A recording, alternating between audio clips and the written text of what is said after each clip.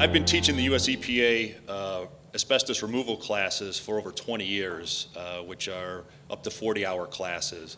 I realize that I have a little bit less than 40 hours, so I'll try to condense my story as best I can. About really all I can do is raise a little bit of awareness. Before I start, I do want to do a little bit of recognition. We have a couple representatives from the American Society of Safety Engineers in the back. I've been a member of that organization for some time. I'm an active volunteer, and earlier this year I wrote a position paper on asbestos for the organization, and their Council on Practices and Standards approved it last month. We're bringing it to their full board for approval in June. But we're taking a three-prong approach to asbestos, which is trying to ban existing products from being sold and also dealing with the mining of asbestos, better management and awareness of existing asbestos that we find in buildings today, and then also improve the science on asbestos to provide better protection to workers and also to the general public. So I just wanted to make that little plug. Unfortunately, I'm not here to just talk about that. I'm here to talk about a volunteer effort that I was involved with the Illinois Dunesland Preservation Society. Mr. Paul Kokuris, the president of that organization, is in the back room there. He got me involved with this about almost 8 years ago, and we're talking about Illinois Beach State Park, the most visited state park in Illinois, 11th most visited park in the nation. It's up in the northeast corner of Illinois, covering about 6.5 miles from the Wisconsin border down to the Waukegan shoreline. What we found was this beach was massively contaminated with visible and unbelievable amounts of microscopic asbestos, including some of the more deadly amphibole fibers that you've heard a little bit about before. And so we asked, well, how did this happen? Well, at the very south end of Illinois Beach State Park was a company owned by, I think we heard a little presentation about a gentleman named Johns. Well, he had a company, John Mansville, at the south end of this park that ran from about 1920 to about 1985 producing asbestos materials. You'll see, really there's 3 dots there. The middle of this area where the water is to the left is a John Mansville site. It's an abandoned site now. It's a Superfund site. It's in a big environmental cleanup site. And what we have is the green dot to the right. There's actually a discharge that comes out of the contaminated water there on the left into the lake unfiltered on a regular basis. We heard Sean talk about asbestos in water. We were getting readings in the 30 or 40 billion fibers per liter coming out of this on a regular basis, and it still happens to this day. The middle dot represents an area where they had the Pan Am Games in 1959. They had a shooting event where they made a berm out of chunks of asbestos from the Mansville plant, and the city of Waukegan bulldozed it into the lake.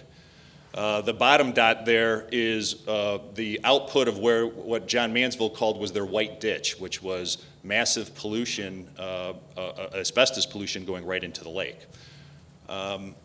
Now, what we found was asbestos was dumped on the beaches, and a lot of people would say, well, why are you critical of the state and federal government on this? Well, we found that part of the problem was that the US EPA really bungled this Superfund cleanup. It was one of the very first asbestos Superfund cleanups, and they really missed the fact that there was significant contamination just offshore, which was being dredged and dumped on the park beaches. We found the Army Corps of Engineers, along with Commonwealth Edison, were dredging near their shoreline and using this free sand to give to the state.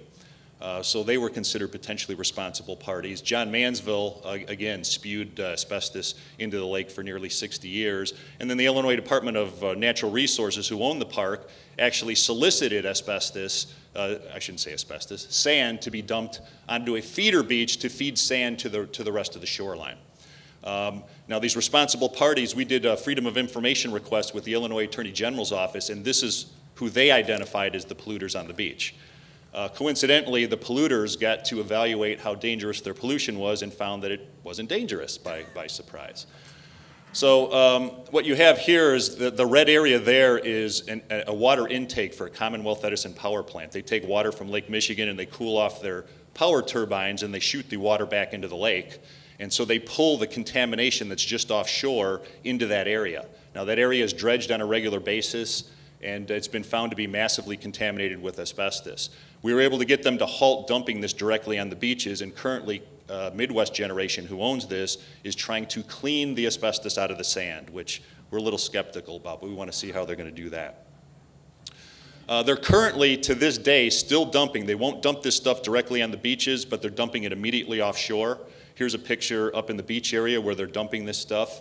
And so the question is, who's disturbing more asbestos, the people dumping it offshore or the little kid who's digging into the sand up there? Currently, the state picks up asbestos 3 times a week while they step in and out of children building sand castles, people sunning themselves on the beach. They think that's an acceptable method while ignoring any microscopic contamination that's been proven there. There's a feeder beach at the north end of the park where hundreds of thousands of cubic yards of this contaminated sand was dumped. You can see where the red line is. It shows that that feeder beach is doing its job. It's feeding sand to the 6.5 miles to the south. That's about a 20-foot high area. After about 99% of this had eroded away, the state came in and cleaned up the rest and said there's no more asbestos problem. And we asked them, what about the other 99% that spread down the beach? They said, don't worry about it. We'll pick up the big pieces as they come around. So we've always been concerned about the microscopic asbestos. Paul Koukouris, sitting in the back there, president of the Illinois Dunesland Preservation Society, took me through some of the areas of the park. There used to be former homes there that were razed, and they left the asbestos debris just spewed into an area. So we got the local media involved with that. Unfortunately, every spring they burn these areas, and they say that's an advantage because it helps them see the asbestos that's oozing up out of the ground a little bit easier. They will not put up signs, they will not put up fences to keep people out of this area, and there's bike trails, there's hikers that go through these areas on a regular basis. So downplaying the risk, this park was closed in 1997 because there was so much asbestos washing up the beaches they couldn't hide it anymore. They cleaned the beach and they basically said it was safe because the sand contained less than 0.5% asbestos, which has not been considered protective of health. They also did some air sampling in March when the ground was frozen and it was snowing out, and they said there was no asbestos in the air, so bring your families to this particular beach. I got involved and criticized this report. It forced the state of Illinois to relook at this. They had the University of Illinois at Chicago come out and do a study.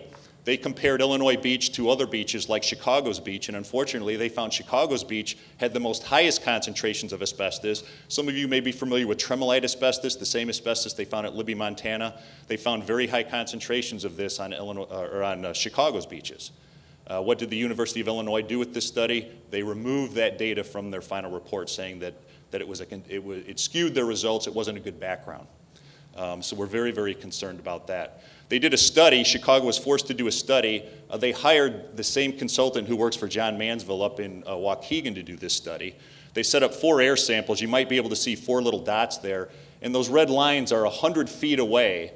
They had 4 air sample pumps running. 2 of them were downwind, and the ones that were downwind from the activities were over 100 feet away.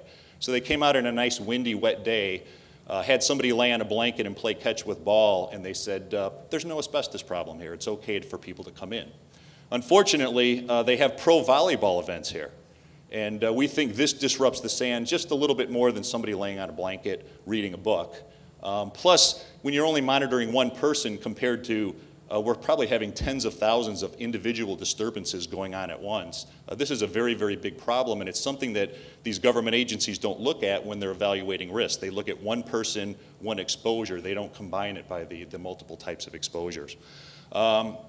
Luckily, I'm not in Atlanta right now in CDC's backyard, but the Agency for Toxic Substance and Disease Registry, which is under the Centers for Disease Control, does a lot of asbestos studies. They came out and did a study at Illinois Beach State Park. We wanted to come out on a nice, sunny, hot day. You can tell by the guy on the right, first of all, he's not wearing any protective equipment, but he's wearing a winter coat because it was freezing cold out, and it was actually raining when the event occurred. And when the newspaper asked them, why are you taking tests when it's raining, they said, well, water doesn't affect the dust and the fibers in this area, don't worry about it. What was more disturbing, and I have video of this, is that tractor there is pulling, it's grooming the beach. It's pulling a chain link fence to smooth the beach out, and they have air pumps on the back of it. The person driving that tractor has full protective equipment on and respirators. The general public is in the area where they're creating this disturbance. The disturbance was so high, they banned the state from doing this, and I filed an ethics complaint against the member from the Center for Disease Control who ran this study. And after a year, Health and Human Services got back to me and said, well, our people would never do this, even though I had video recordings of them actually doing this stuff. So what are some of the problems? The US EPA and the Center for Disease Control have a combined group they call their TRW